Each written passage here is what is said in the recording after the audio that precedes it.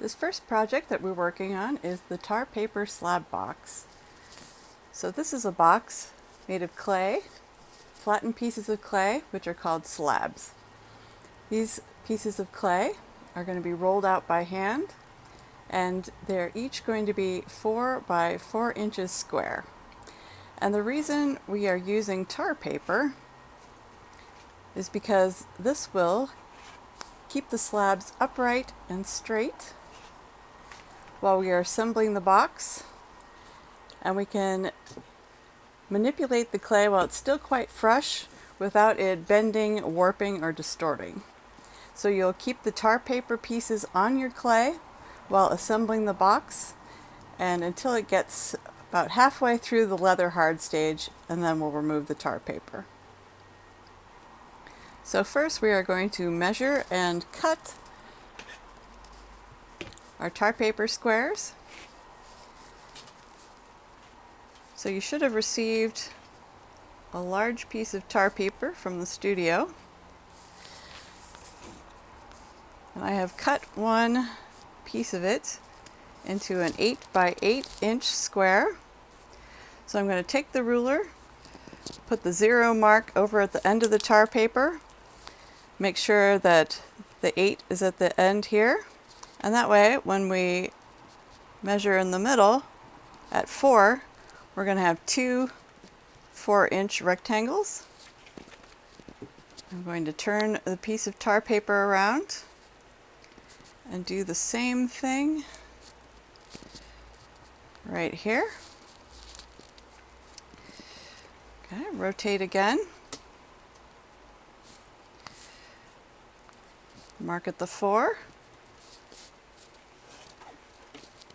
Okay.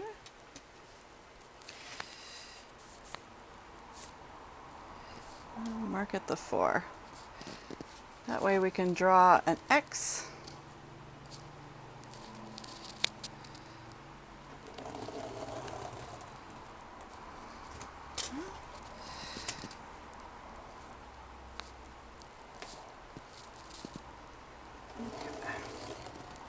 That will get us 4 squares right away. So I'm not going to worry too much about this being super mathematically even, because we're going to be trimming and slipping the edges of the clay together. But you want to make sure you've got roughly 4 by 4 inches so the sides of your box are even, more or less. Okay. It doesn't need to look like a machine made it. Oops. So now that we've got our 4 squares here, I have another piece of tar paper that I used for something else. But I'm just going to go ahead and take one of these pre-measured pieces of tar paper and just trace around. Use that as a template. Okay. So this one is going to be for the bottom. Often when people see a 4-sided box, they forget that the 5th side is the bottom. So that's why we need 5 squares.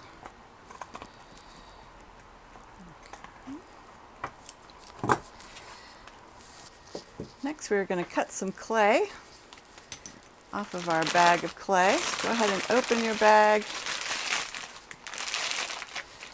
You want to cut it off to be slightly thicker than what you're going to roll it out to. I have a small space here, so I'm not going to roll out a great deal of clay in one go. I'm going to do little sections. They're not too thick. So when this is your first time cutting clay, you want to take your clay cutter, your wire or a string or a fishing line, whatever you're using, put it in the back there and carefully pull the wire towards yourself. Try to keep it level. Try to keep from waving your string up and down so you get a good chunk. Now if we were just to use a freshly cut slab of clay like this, it would be too thick, so that's why we're going to roll that out. think I'm probably going to need one more there. Okay, so I'm going to cut another one. It's just over 1/2 inch thickness. Okay, you never want to make anything this thick. You want to keep things about to this thickness, okay? This is the depth of the clay here.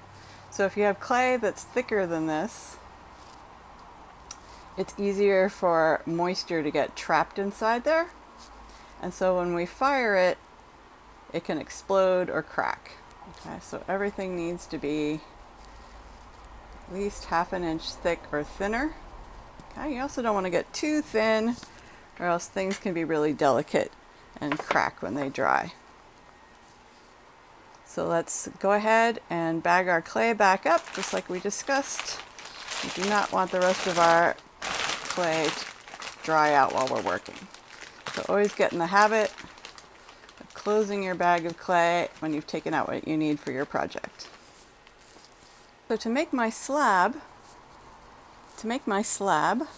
I have a rolling pin. If you have a rolling pin, that will be very handy. If you don't, I suggest you get one. And if you do, see if you can find these little rubber add-ons that are for pastry. So they have one that's super thick. This is 1/2 inch. And then the next size down is about 1/4 inch. So that way when I roll my slab, I will know how thick and how thin my clay is getting. So if your clay seems a little stiff, go ahead and just loosen it up. Get those particles in there, getting them moving so they know that they are going to be in action soon. Okay. The other thing about clay is that it sticks to anything shiny. So on your surface where you're rolling out, you want to make sure it's slightly scuffed up wood. It can be good, but if you have something with a like a varathane finish on it, or a metal top table, or a plastic table, or a granite counter, anything that's shiny, clay is going to stick to that. Okay? It can be very hard to peel off of anything shiny. It'll stick and get distorted. So I suggest if you have a piece of cloth, canvas is great if you've got a piece of canvas. Cheesecloth can be okay. Also, even an old t-shirt, if you cut that apart, that would be good to lay down on your surface. I just have a regular desk here. It's got a shiny surface on it, so I've got a piece of canvas on top. Okay, so we're going to roll out our slab. You want to press pretty hard. Okay, and you'll notice as it stretches, you're going to need to flip it over,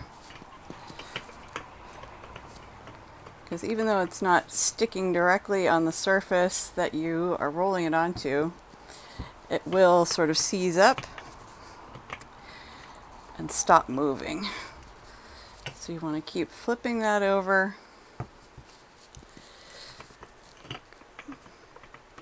Okay, until we get it to the thickness that we need. Okay. So I'm getting to the end of rolling my clay here. Okay. So if you have little dents and creases across it, don't worry too much. Just make sure you've been flipping it over and you're getting a nice even thickness. Okay. There we go. Okay, if you're not sure, if you didn't have a gauge or slats or some kind of shim system to see how thick your clay is, you probably want to come through and measure it. Okay, so you can see that this is thinner than 1/2 inch. So that's what we want. If you have anything above that line, you need to keep rolling.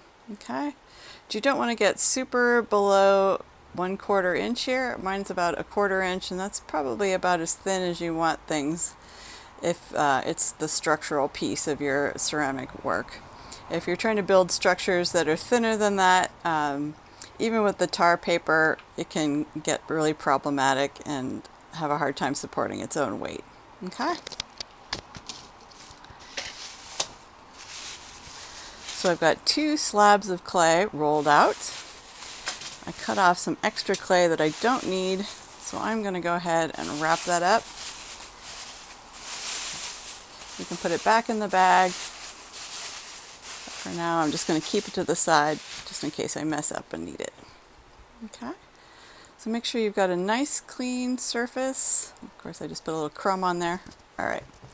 So in order to use our tar paper squares, we want to make sure we've got slabs of clay that are wider than the tar paper so that we can cut down to what we need here.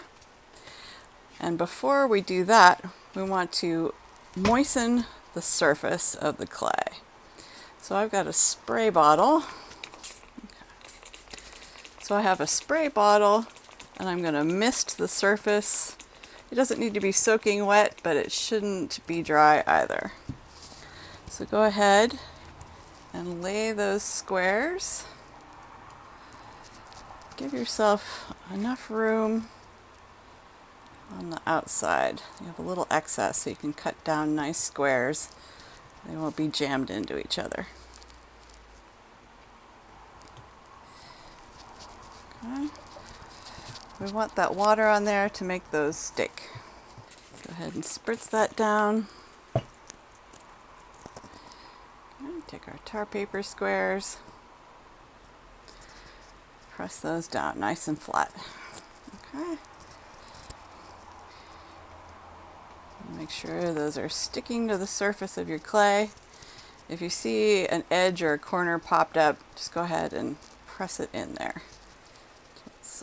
Almost feels like you're pressing it into the clay a little bit. Okay. That'll help them stick. Okay. So next you're going to grab your needle tool. Okay. I have a wooden handled one. Some of them have wood handles, some of them are steel handled. If you don't have a needle tool yet, you can actually use a really thin kind of hanging picture hanging nail, if that's what you have. That works too. Okay, sometimes people use a sharp pencil, an X-Acto blade, a kitchen knife, anything that's going to cut a nice straight line. Okay, I'm going to come down here to meet the edge of the tar paper. I'm going to run my cutting tool right against the edge there. Okay. So keep that tar paper on there even after you've cut this. Okay. So if you slightly lean your tool into the tar paper, that will make your line nice and even all the way down. So you should be pushing the needle tool all the way down so it goes through the clay and you can feel it slightly touching the surface that you're working on. Okay, that way when we pull the clay away, we've got nice, even, straight lines here. Okay, so go ahead when you've got your piece, a nice square, go ahead and put that aside while you're cutting out your other pieces. Okay, so we're not going to start assembling until we've got all of our pieces cut out. So once you have all of your clay squares rolled out, you can keep them stacked together like that. The tar paper will keep them from sticking to each other. Take your excess scraps of clay, go ahead and store them back in the bag or in a separate plastic bag. You can wedge those back together later and reuse the clay. So you never need to throw out clay unless it's gotten contaminated. Okay, so we'll lay out our 5 squares here. Make sure you've got a pretty clear working area. Okay. So we've got 4 sides and the bottom. When we assemble these, we want to start with the bottom, clay side up.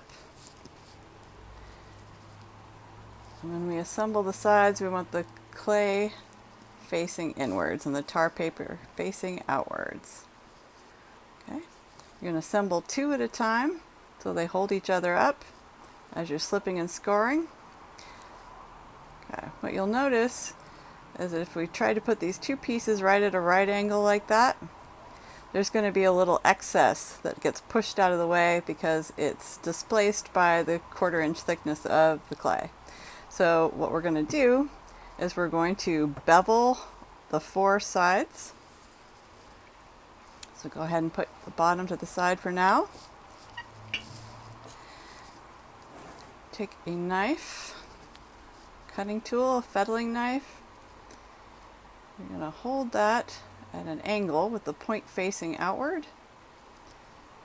And go ahead and carefully cut at an angle. This can take a little practice. Okay. And this is called beveling. So you got these nice carved edges.